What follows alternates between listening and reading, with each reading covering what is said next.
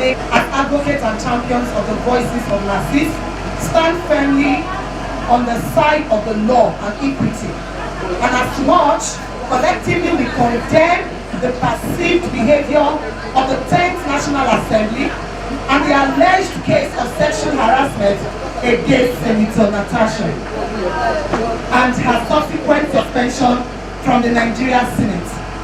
Reports indicate that Senator Natasha filed a petition accusing the Senate President, Senator Gosila of sexual harassment. Instead of addressing this serious allegation fairly and transparently, the Senate unexpectedly suspended her for 6 months for alleged breach of Senate rules and ethics. This action appears to be a blatant attempt to silence and dismiss the allegation of sexual harassment without due process. We implore you to consider our petition demanding for justice for Senator Natasha. It is imperative that an independent investigation be conducted into her allegations. Sexual harassment must never be tolerated, and those who come forward with such claims deserve to be heard. They deserve to be protected and given the opportunity to prove their claims. The suspension of Senator Natasha on account of violating the House rules without even considering the claim of being sexually harassed is an affront to workplace safety, justice, fairness, and equity. We urge you to lend your voice with us in demanding a swift and impartial investigation into her claims and an end to the culture of silence, intimidation, and victim shaming. Over the years, so many efforts, including from your units, so many people have risen to speak, to fight for women's emancipation in leadership, in position. Our fear now is, if an honorable senator can be this abused, what is the fate of the common woman out there in the streets? So for us today, it is not just for Natasha, it is for every mother, grandmother, sister, wife, daughter, standing under the sun this afternoon.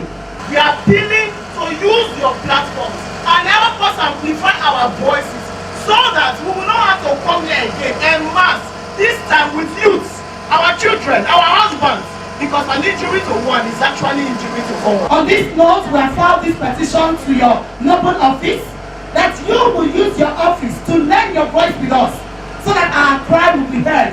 I want to assure you that on behalf of the Edo State Council of the Nigerian Union of Journalists, we will definitely report this movement today.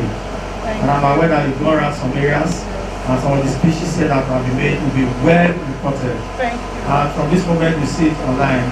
Those our colleagues who report for online, we take it from now, and then you find it in the newspapers tomorrow and television thereafter. So I will talk to them after now and ensure that you have adequate publicity. Natasha can be anybody. Anybody can be Natasha.